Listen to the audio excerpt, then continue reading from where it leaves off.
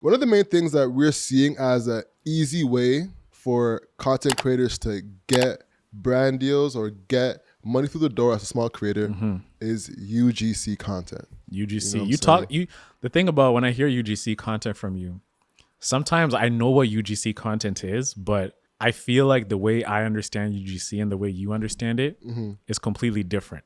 I think there's a whole business model behind UGC content that I'm not aware about. So I think the way I can frame this is I feel like I represent a lot of people right now who think UGC is, let's say I like the Nirai bottle and I'm like, oh guys, I love this Nirai wine, Nirai Cellars wine, the rosé. I make a video, I post, I tag Nirai, they use that video.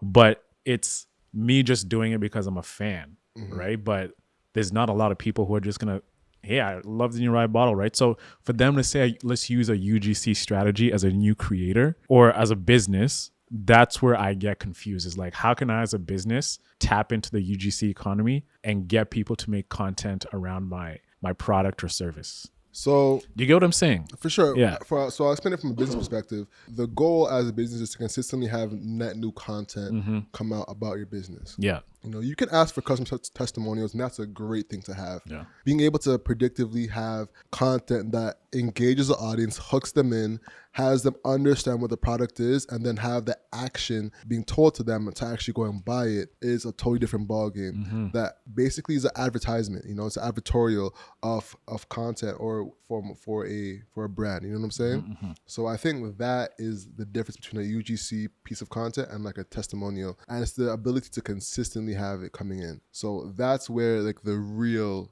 difference is with UGC content.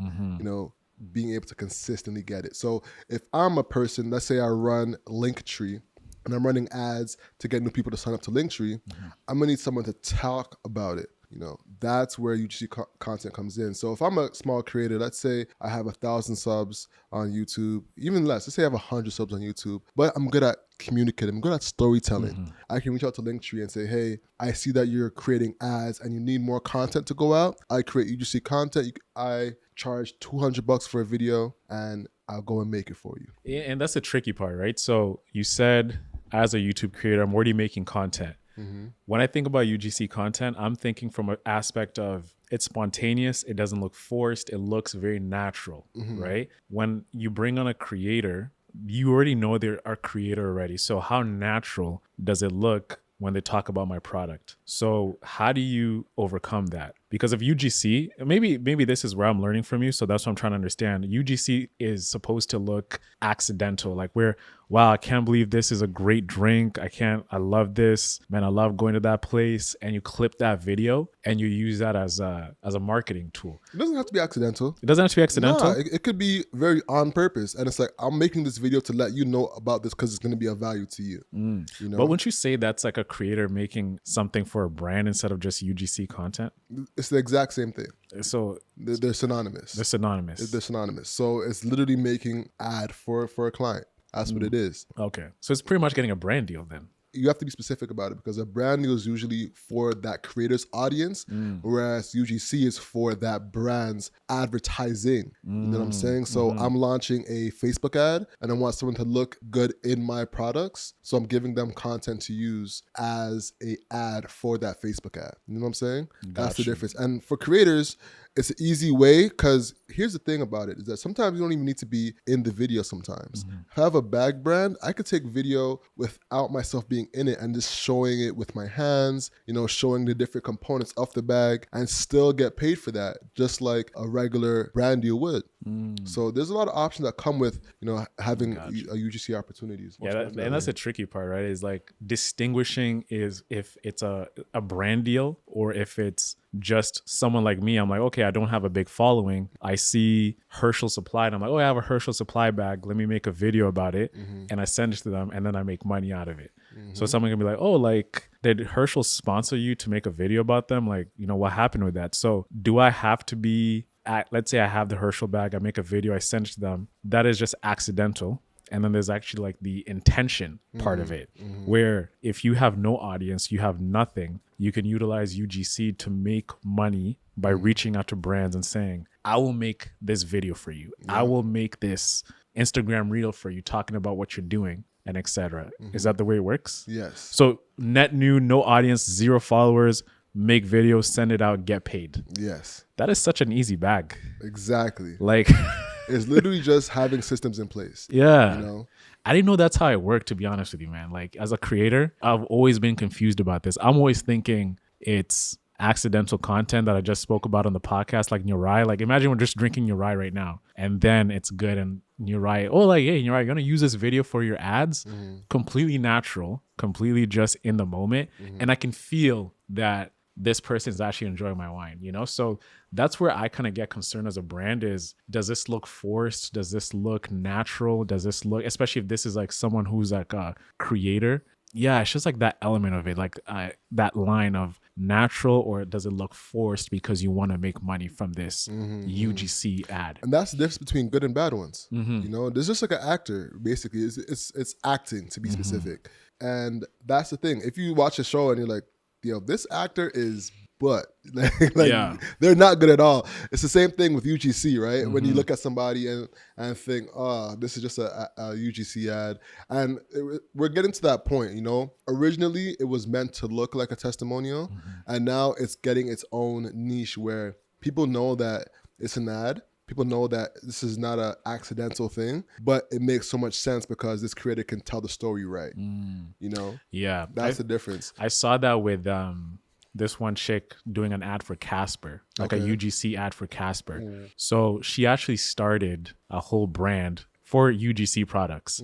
So she's a UGC creator. So she actually buys I think it might be Endy. It might have been Endy Sleep here in Toronto, right? Right? So she has the mattress. She's like sleeping on it. She's rolling around it. She's just enjoying the whole mattress, and she does it from unpacking the box, showcasing how it's easy to roll on the bed frame, lying on it, see how soft it is. So I was like, oh, like, so you didn't actually buy this bed for yourself. You just actually bought it just to make a UGC ad for. And she was marketing herself as a UGC creator, which I found pretty interesting. Yeah, it's a big deal. So right here I have an article from the New York Post, and it's about this girl named Maddie Coleman. She has made $10K per month with her side hustle, working only 20 hours a week. So the article reads, Maddie Coleman dropped out of college to make TikTok videos, but she's not an influencer or broke. She works 20 hours a week and earns $10,000 a month as a UGC content creator. And basically all it does is go into details of what a UGC content creator is. And the difference is, you know, just like we mentioned, making content for the brand and not for the actual audience, right? Yeah. So there's a huge opportunity here when it comes to this content. And as a creator, let's say I work as a fitness creator, for example. There's a lot of fitness brands that need it. If I work in food, there's a lot of food brands that need it. And you can get started by simply creating a media kit, creating some videos, reviewing things in your kitchen and send it to a brand. See, that is where my light bulbs are going off. I think nationally, when, let's say, an Eden the foodie, if she's reviewing food a lot and I see her ad, I'm like, okay, that's a credible person making this video. If it's a fitness person, I'm like, yeah, you look fit, you look D's, you look like you're in good shape, and you're talking about this. I'm like, okay, if you use this to get the results, it makes it believable. I think the thin line is where you're doing UGC ads for certain products, which you have no business for sure talking about for a video. Yeah. If it's a tech product, I'm like, you don't look like you use this thing. Like, the way you're talking about it doesn't seem like it fits your personality. So it's like understanding what really is going to work the best for you as the person talking about it. I can see industries like fitness, food, maybe makeup too as well too. Makeup's huge. Tech, cologne. Man, talk about different colognes, especially if you know how to describe the scent and understand the patchouli, the incense, all these different things, just to talk about the infusion of like what makes a cologne really good. If you have that knowledge, tap into making UGC ads for a specific type of grooming product. Most definitely. Fellas, listen, if you're broke right now, UGC content is an easy way to make an extra stack a month. Yeah. You make a list of 20 brands, you go on LinkedIn, you find the person that's in growth marketing, or influencer marketing at the company, reach out to them and pitch them that you'll make ads for their brand, close one or two of them for $500, you're in. Thank you so much for checking out this episode. Make sure you visit hustleovereverything.co and cop some fire merch that we have in the store. And then we'll see you in the next episode.